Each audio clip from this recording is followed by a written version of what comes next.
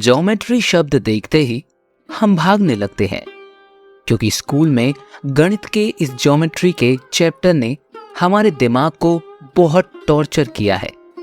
लेकिन यह टॉर्चर नहीं होता अगर हम वैदिक तरीके से गणित और ज्योमेट्री सीखते।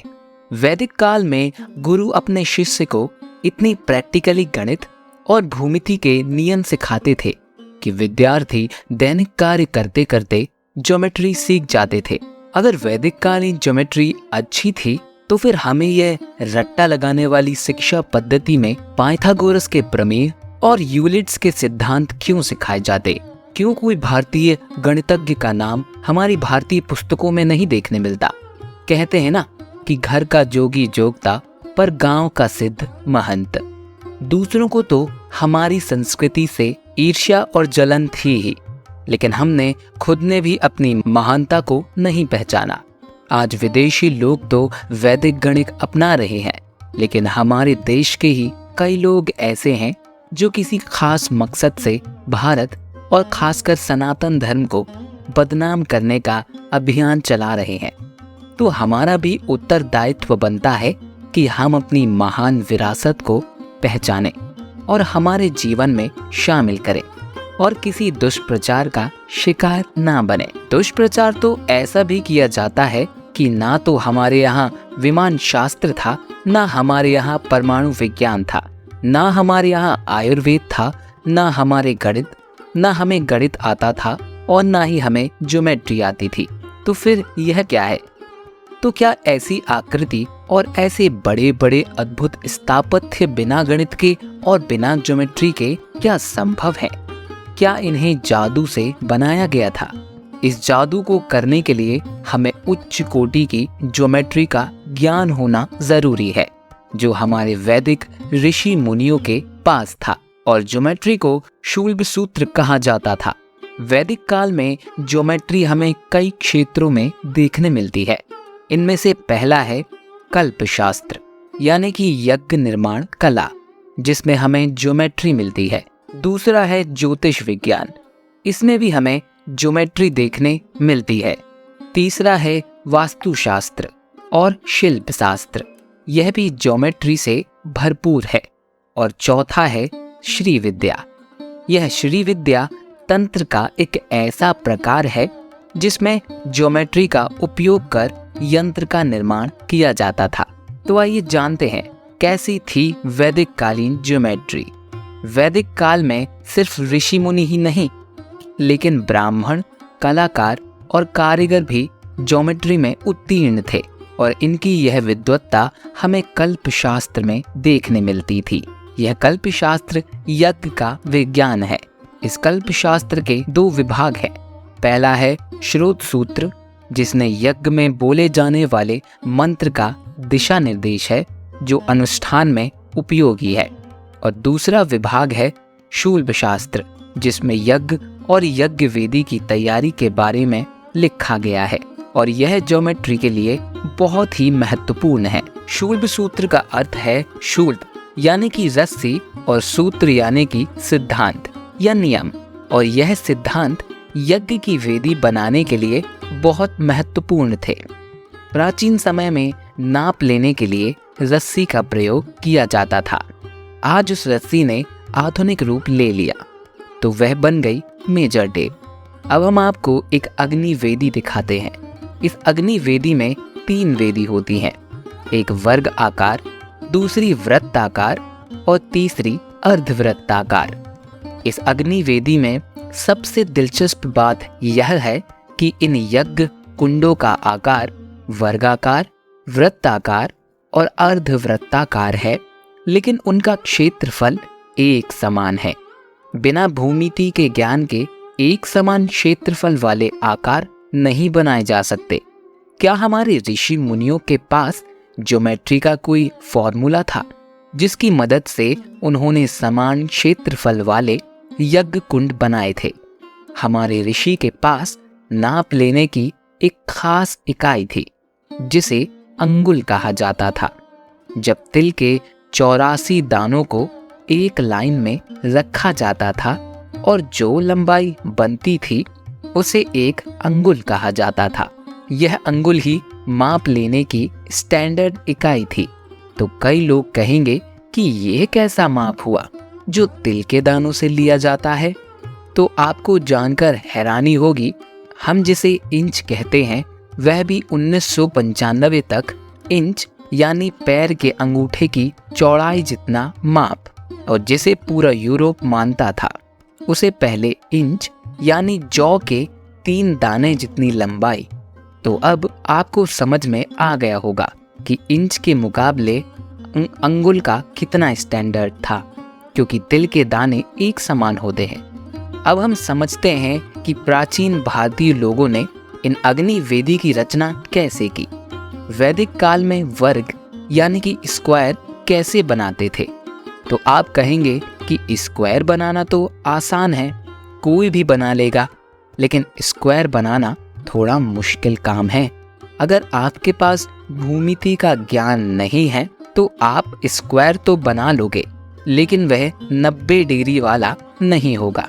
और इसका सबूत आपको कई घरों में देखने मिल जाएगा। प्राचीन भारत में किसी यज्ञ या स्थापत्य के लिए वर्ग बनाने के लिए सबसे पहले दिशाओं का निर्धारण किया जाता है। दिशाओं का निर्धारण सूर्य को देखकर किया जा सकता है, लेकिन परेशानी वाली बात यह है कि सूर्य की पोजीशन अलग अलग मौसम में और संक्रांति में बदलती रहती है। तो परफेक्ट दिशा को कैसे निर्धारित किया जाएगा? तो उसके लिए हमारे वैदिक ऋषि एक छड़ी को लेते थे और एक डोरी लेते थे।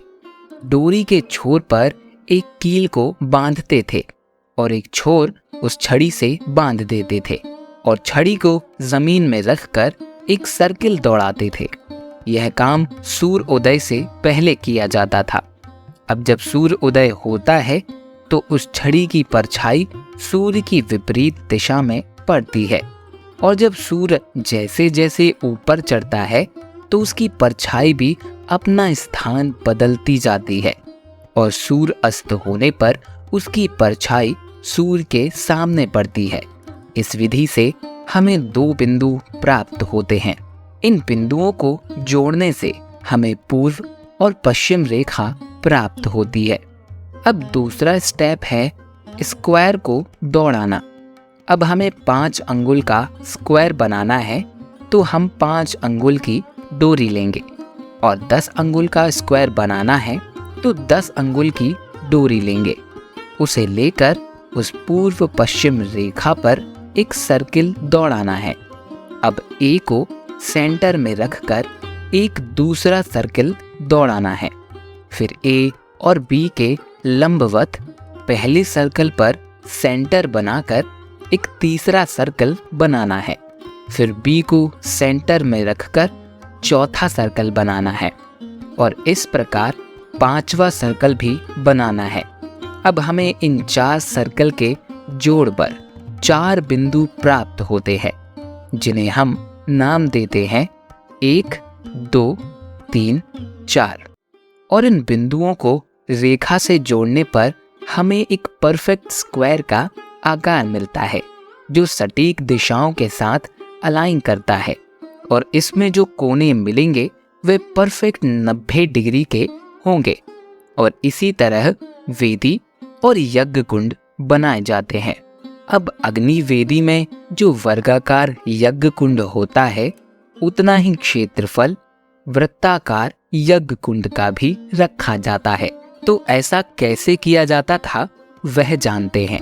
शूल्ब सूत्र की मदद से हमने वर्ग तो बना लिया। अब हमें उसी वर्ग के क्षेत्रफल जितना ही वृत्त को भी बनाना है। तो सबसे पहले हमें 1, 2, 3 और 4 बिंदुओं को जोड़ता हुआ एक वृत्त बनाना है। फिर हमें x और y का विस्तार करती हुई और O को चिन्हित करती हुई एक रेखा बनानी है। फिर x और y के बीच 3 समान भाग करने हैं। अब हमें z को चिन्हित करना है। अब x, y 1/3 के रूप में ही है, इसलिए y x 1/3 है, पर z x 2/3 है। अब हमें O और Z बिंदु के साथ एक सर्कल ड्रॉ करना है।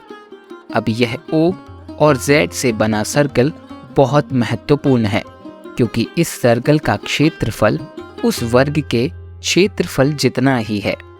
यह तो हुई वर्गाकार और वृत्ताकार की रचना, लेकिन शूल सूत्र में त्रिभुज, समलंब चतुर्भुज आदि भूमिति का आकार को बनाने के सूत्र दिए गए हैं और इन सूत्रों का उपयोग कर कई प्रकार के यज्ञ कुंडों का निर्माण छात्रों के पास करवाया जाता था, जिससे छात्र आसानी से ज्योमेट्री के नियम सीख जाते थे।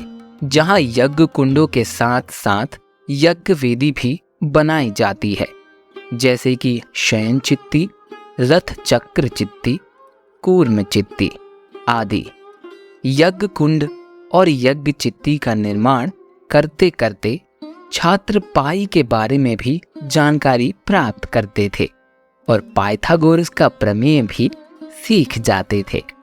तो कई लोग कहेंगे कि पाई का मूल्य और पाइथागोरस का प्रमेय तो पश्चिमी गणितज्ञों की देन है, वैदिक काल में यह कैसे हो सकता है? तो हम आपको बता दें कि हमारे ऋषि पाई के मूल्य से भली भांति अवगत थे। पाई एक गणितीय नियतांक है। किसी वृत्त की परिधि उसके व्यास के अनुपात के बराबर होती है, जिसका मूल्य 3.14159 के बराबर है। यदि किसी वृत्त का व्यास 1 अंगुल है तो उस वृत्त की परिधि पाई के बराबर यानी कि 3.14159 अंगुल जितनी होगी। आर्यभट्टीय गणित पाद सूत्र 10 में आर्यभट्ट ने इसका उल्लेख किया है। चतुराधिकम शतमष्ट गुणम द्वातिष्ठतः सहस्त्राणाम अयुतद्वयस्य विषकंभ इस्यान्नो वृत्त परिणाह। मतलब कि 100 में 4 जोड़े 8 से गुणा करें और फिर 62,000 जोड़ें। इस नियम से 20,000 परिधि के एक वृत्त का व्यास पता लगाया जा सकता है। तो आपने देखा कि पाई का मूल्य आर्यभट्ट ने 3.1416 बता दिया था, जो कितना सटीक था। इसी प्रकार पाइथागोरस से पहले ही हमारे ऋषि बुद्धायन ने संपूर्ण त्रिभुज के विकर्ण का वर्ग दिया था। दीर्घस्याक्षणया रज्जुः पार्श्वमानी त्र्यंकमानी च यक पृथक भूते कुरुतस्य दुभ्यांग करोति। एक आयात का विकर्ण उतना ही क्षेत्र इकट्ठा बनाता है जितने की उसकी लंबाई और चौड़ाई अलग अलग बनाती है। यही तो पाइथागोरस का प्रमेय है। इस सूत्र से स्पष्ट है कि इस प्रमेय की जानकारी भारतीय गणितज्ञों को पाइथागोरस के पहले से ही थी। वस्तुतः इस प्रमेय को बुद्धायन पाइथागोरस प्रमेय कहा जाना चाहिए। तो मित्रों, आपने देखा कि हमारे ऋषि मुनियों ने हजारों साल पहले ही गणित और भूमिति के सिद्धांत दे दिए थे, लेकिन उनको इतनी प्रसिद्धि नहीं मिली जितनी कि पश्चिम गणितज्ञों को मिली। हम आपको अपील करते हैं कि इस वीडियो का कमेंट सेक्शन हमारे महान ऋषि कल्पायन, बुद्धायन और आर्यभट्ट के नामों से भर जाना चाहिए। अगर आपको हमारी यह वीडियो पसंद आई तो हमारे चैनल को लाइक और सब्सक्राइब ज़रूर कीजिएगा। तो मिलते हैं ऐसी ही एक और ज्ञानवर्धक वीडियो में। तब तक के लिए हमारी वीडियो देखने के लिए धन्यवाद।